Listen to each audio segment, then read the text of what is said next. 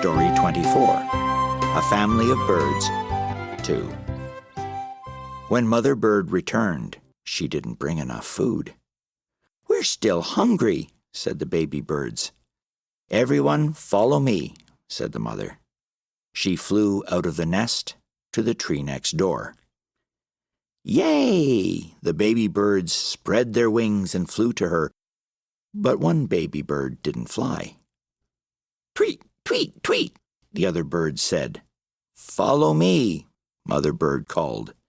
The baby bird spread his wings and finally flew to his family.